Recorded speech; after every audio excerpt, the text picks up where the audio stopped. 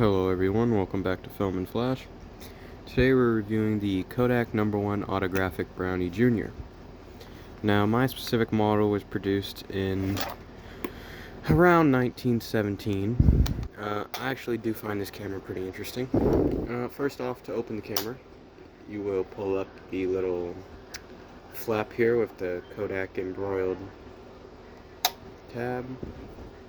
And then you will press down this little raised bump here until it pops open like so. Pull this out till it clicks. Then you will reach down in here and squeeze in this little silver flap right there. You see that? That silver flap?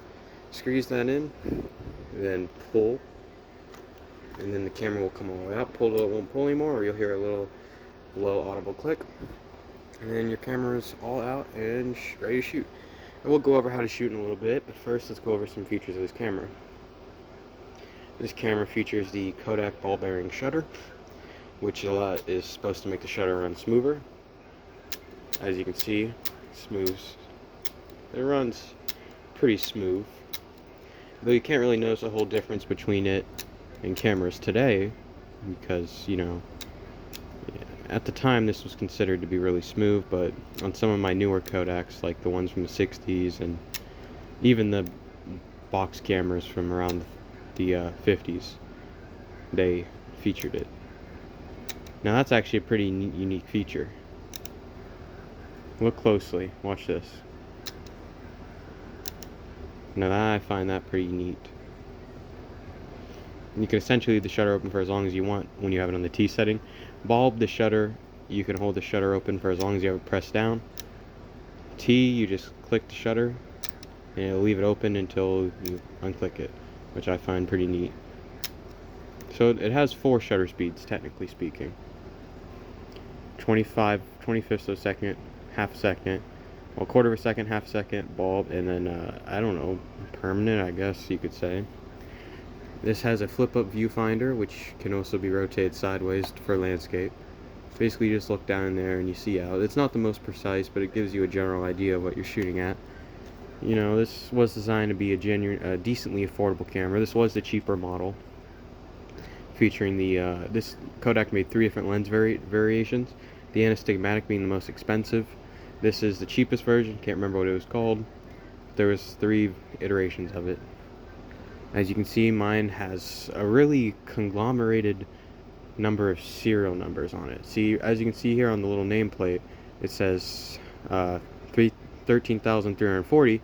But then you come over here to the little identification plate, which tells you it was made in the USA by Eastman Kodak Company. It tells you that it's serial number 13,882. Or is it 662? I actually can't tell if that's 8s or 6s. 862? Yeah, 13,862. From what I can tell. And then, hold on, there's a 3rd serial number on here too somewhere. I saw it. I know it's here. Right here. On the actual lens itself, right down here, it's 14,044. So it's 3 different serial numbers, but it does place around roughly 1917.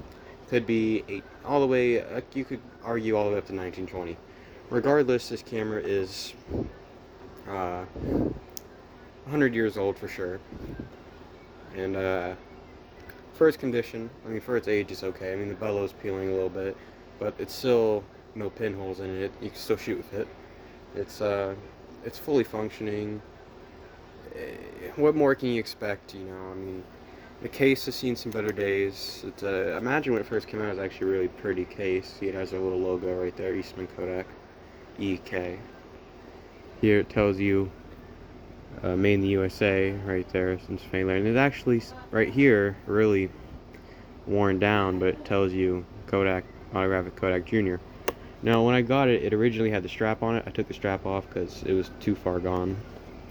But this leather's still pretty solid, still flexible. I mean, it's peeling in some places, other places it's still pretty strong. You can live without it. Here's the little pamphlet that came with it. This will probably be pretty interesting to you. It also has somebody's name written on it. There's a whole lot to talk about in this video. I want to try and keep you guys interested, try to keep you entertained. let's go over how to use the camera first, then we'll talk about this. And there's also this too. Is it in there? It used to be, I guess I lost it. Doesn't matter. There was this little thing you could use to click, take pictures with. Must have fell out. Also, there's like some really bad dust in here. You inhale it, you'll probably get cancer. And actually, this might be mold. Is that mold? Leave a comment if you know what mold looks like. That might actually be mold. Or it could just be dirt. I don't know. Or dust. Anyway, to use this camera, obviously this is your shutter button. I showed you how to adjust your shutter speed already by moving this little pin over. Which actually is really smooth, in my opinion, moving the pin over. I mean, for its time, this camera is decent. Well, I suppose you should learn how to focus your camera, which is right here. On the side here, it tells you your focusing distance in meters and feet. 100, you can focus all the way out to 100 feet with this camera, and then you can go all the way down to 8 feet, or 30 meters and 25. So, or was that 23? I don't know, 25. Now, to adjust your distance, you'll actually press in on this, and then just push it back, like so, and make sure the little metal pin here fits in those little grooves, and it's marked, each groove, your focus distance.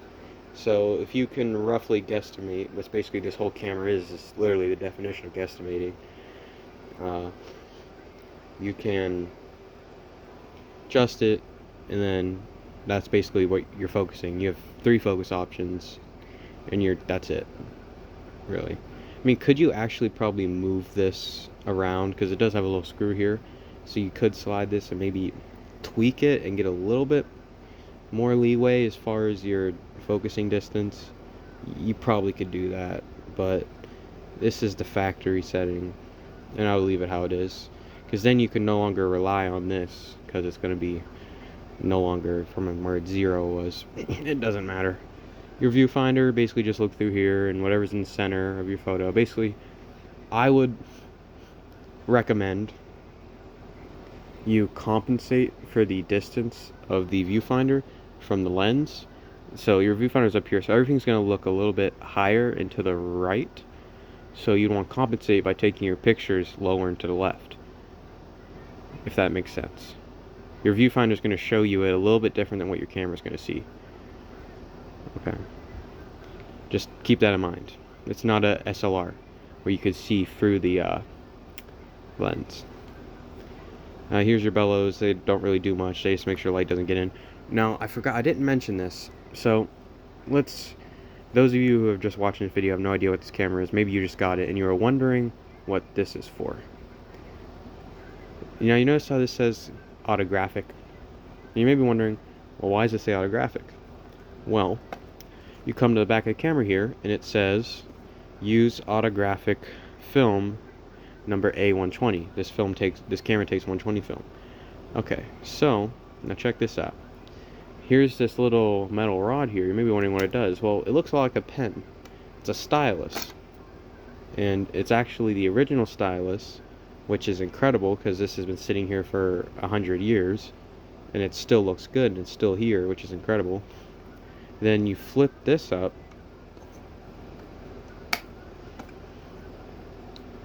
and then you may be wondering, well, look, it kind of opens up the back of the camera a little bit.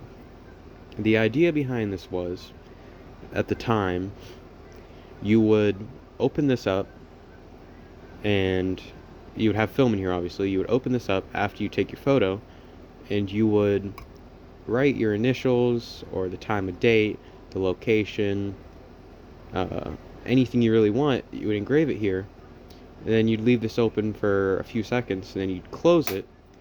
You could put your stylus back, and then when you take your film and get it developed, well, what's going to happen is the picture will be there, and then you'll have a little faint scratch in the corner that basically puts down whatever you engraved on here, which is really unique. I kind of wished I kept it around today. Now, I can understand how it's probably maybe more expensive. Well, no, it probably wasn't too expensive. I can understand how manufacturers would probably want to discontinue it, because that's a very niche market nowadays.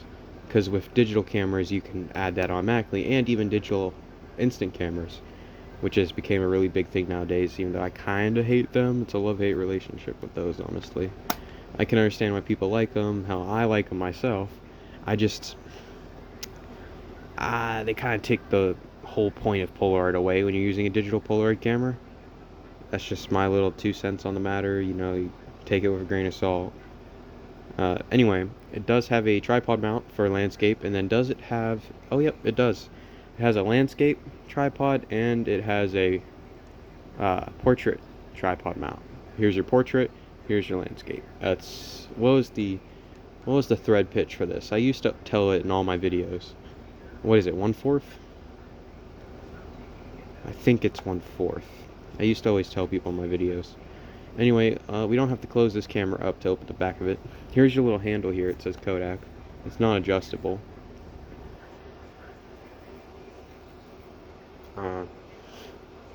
Yeah, oh, so they don't make autographic film anymore, but they do make 120. So, you could still shoot this camera if you wanted to. Anyway, let's open the back up. This is going to come off. Ignore that. The camera's cheap. Oh, here's something cool you guys might want to see. Here is all of Kodak's patent information. This is a little fun fact. Kodak loved doing this on their box cameras, their cameras like this. A lot of their older cameras, they would have a long list of patents. I mean, look at this. There's got to be, I think, 50. What is there? 1, 2, 3, 4, 5, 6, 7, 8, 9, 10. I think there's 15 patents right here. Oh no, they go all the way down. Maybe you can't. I wouldn't say 20, but almost 20 patents, starting from 1902 and ending in 1915. And says other patents pending. So it wants to add more. Basically, I can't really tell you why Kodak loved doing this. I guess at the time they were really worried people were going to steal their invention, which they did have a right to be. Let me keep my fingers out of the camera so it stops focusing. So let me explain to you why they had a right to be.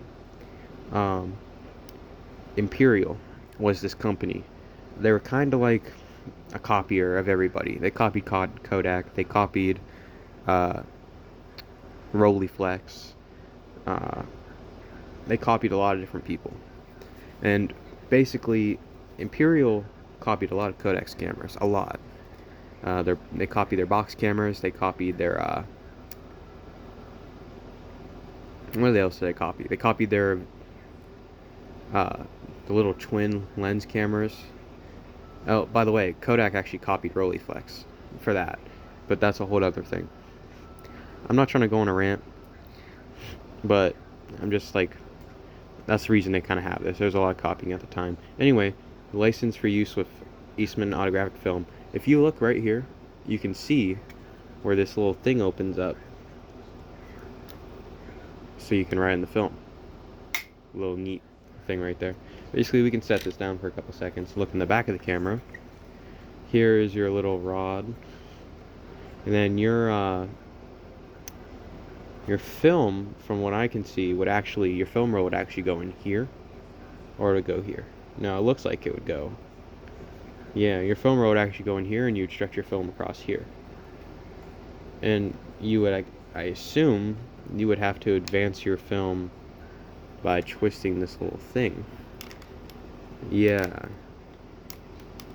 No, your film roll would have to go here. I actually don't know how you load your film. I'm sorry, I don't. One of these things has to pop up or something. Or maybe this just slides out. You can slide a new roll in. Oh, look, right here. This actually pops up.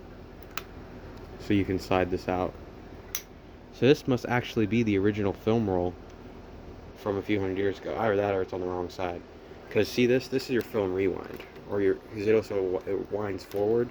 So the only way to advance film would be to twist this. And it would have to pull the film from this side. Okay, I'm going to shut up. Film roll here, stretch across, put in here, twist this to advance film. There you go. I don't want to keep talking on and on forever. As you can see, the bellows are perfectly intact on the inside, and they actually look really good. It's just the leather on the outside's peeling. Like, it's really clean on the inside. I noticed this with a lot of older cameras. Oh, so you may be wondering what this little brown circle is. That basically lets you line up your film, because film's marked with these little numbers, and sometimes it's numbers, sometimes it's dots, or a mix of the two. It varies with manufacturer and film type, and it doesn't really matter. It helps you align your film to make sure you don't go past the slide, waste film. It helps you make sure you get a full slide. It's a whole thing. That's what that's for. Anyway, let's put this back on. I don't think this camera's broke, by the way. I'm pretty sure this just comes off on mine for some reason. I don't really care all that much. It's not that big of a deal to me. This camera's old as hell. Old as heck. Probably should say that. Anyway, this says it's the Model A. I actually didn't know that. Now I just figured that out right away. So, now you guys know this is the Model A. Now, here's something that a little confuses me about this camera, and I'm pretty sure I mentioned this earlier. Why does it have so many different serial numbers? For, like, what is the purpose of having so many different serial numbers? Because, like, how are you supposed to know which serial number is assigned to the camera? That does make me think that maybe it had parts replaced. Like, it could have had a lens replaced, or this little thing could have been replaced. Because why would it have so many different serial numbers? Also, another theory would be Kodak was just pumping these out, and they used a bunch of parts that they had lying around. It sounds like something Kodak did. Also, does this pull up? A lot of times these pull up. Yeah, it does. There you go. The more you know. Does it go back down? Okay. That helps. Alright, so now let's look at this. If you guys, I kind of already told you guys everything you need to know about this camera. If you want to stop watching now, you can. But I wanted to get into this just in case people actually were interested. From what I can tell, this camera was originally bought by somebody named Clarence A. I'm not very good at reading cursive, or I'll tell you what that means. Isinger? I'll look up that name and see if it means anything. Anyway, picture taking of the #1 autographic Kodak Jr., published by the Eastman Kodak Company, Rochester, New York. So, if you open this up, this is the Kodak trademark from 1882. It goes over, basically, it says what all they manufactured. Wow, this is a lot of stuff. Bromide? Oh, here we go. To the Eastman Kodak Company, Rochester, New York. In accordance with your offer, please place my name on the mailing list for Kodakry with the understanding that there is to be no cost to me. Having purchased a... Basically, this guy didn't fill this out. Also, magazine will be sent for 1 year only on above offer. So, I should probably fill this out and try and get my free magazine. Oh, wait. 30 days to the date the camera's purchased. We're a little late, guys. A little late. Yeah, that was a pretty interesting thing. Apparently, back then they had something called a Kodakry, and you can get a free magazine.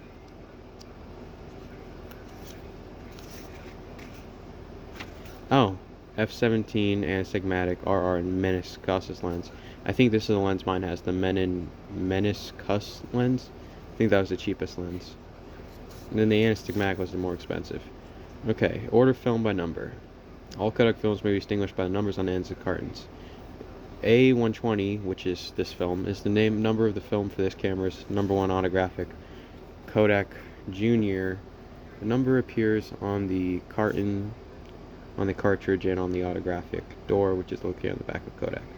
Autographic film can be used in old-style cameras. Old-style cameras can be used in autographic Kodaks, but to get autographic results, autographic film must be used in an autographic Kodak. When autographing film, bear down with the stylus as heavily as the paper will stand without tearing. Basically, if you're going to use the autograph film, which you can't, but basically just write hard. I'm going to skip through a lot of this because this video is already way longer than it should have been. This is information on how to load the camera with film here. Go ahead and pause the video there if you need that. Now you should know how to load the film. Then here is... oh, the back is supposed to remove, as you can see right there, so not crazy. I'm surprised this actually has its original manual. And the papers aren't even torn. This is in great condition.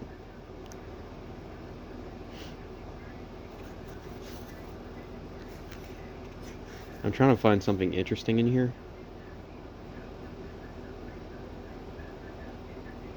Oh yeah, see, mine had that D.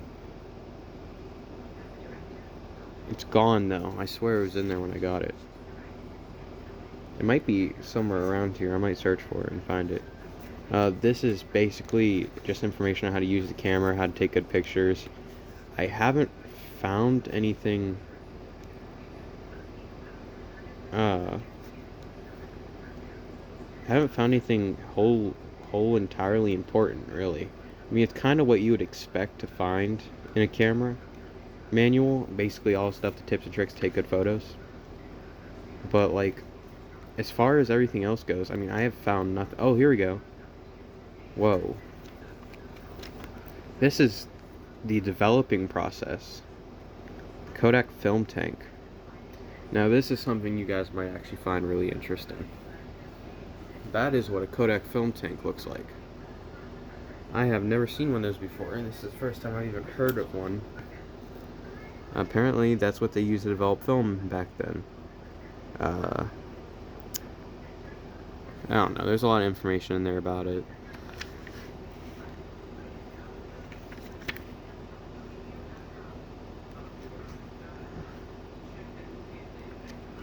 Okay, we're kind of just going to skip over all of it.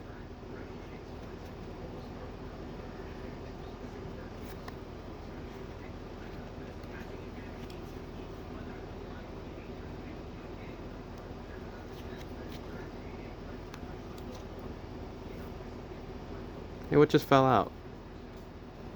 A paper? Paper's falling out now?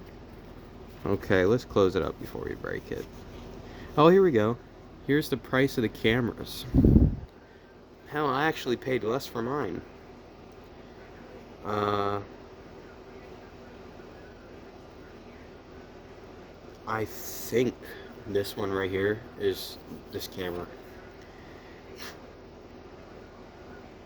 Or it's this one. Wait, which lens is this? All it says is ball bearing shutter. So it could be either of these two. It's only like $1 difference. It's definitely not this one. The $17 one. It's probably the $11 one. I got an $11 or $12, $50 one. That's worth a lot. That's probably a lot more money today than it was back then. But hey, I mean, if any of you know who Clarence A, if you can read that last name, let me know.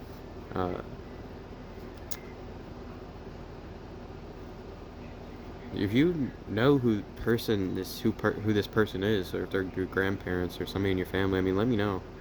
I'd be kind of interested to hear the backstory behind this camera. I didn't even know this was on there. If it isn't an Eastman, it isn't a Kodak, which doesn't really make much sense because Eastman Kodak. But I don't know. I didn't write it. Maybe there's something behind that I don't know about. Anyway, I'm gonna shut up the camera now and close everything up and probably go ahead and end the video. I mean, we learned a lot today. I learned a lot today. You guys probably learned a lot more.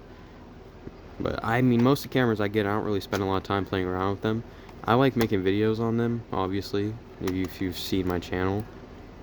That's mainly what I do with all my cameras. I make videos on them. Then they kind of just sit in my basement for a long time. So, yeah. Did I just break this?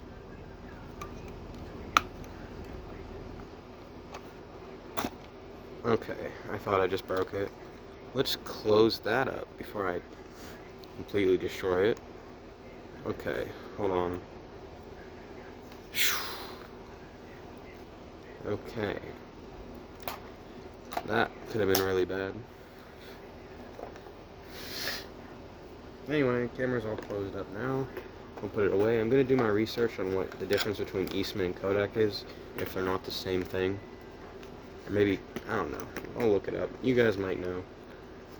It's just interesting to me why they'd say that. Okay.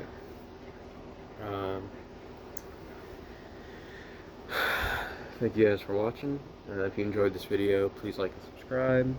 I didn't mention whether or not you should buy this camera or not. Truth is, no, not really. Unless you're into collecting and you don't really plan on shooting it. There's tons of way better 120 film cameras, and this camera is good at its time because of the autographic feature. It's lightweight, it's portable. For its time, it was really cool. Nowadays, no, it's really useless. If you're gonna do photography, I wouldn't get this one. I would probably go for the what's another 120 film camera that's really good I can think of? I'm just gonna throw this out there. I think I would probably go for the what's a 120 film camera? I'm really drawing a blank here. I cannot think of a 120 film camera off the top of my head. I have a lot of them too. It's just hard to think of an exact model. I want to say the Pony 135, but that's a 35 millimeter, so that's not true. But actually, my advice would be don't shoot 120 at all. Shoot 35 mil. But if you want to shoot 120, I wouldn't get this one because one, you can actually probably get this camera decently cheap, which would be fine. But only buy it if you're interested in collecting. Perfect for collectors. It's awesome, unique. Basically nothing else like it today. Yes. But for anything else, no. And thank you guys for watching. Please like and subscribe. And sorry for the long video.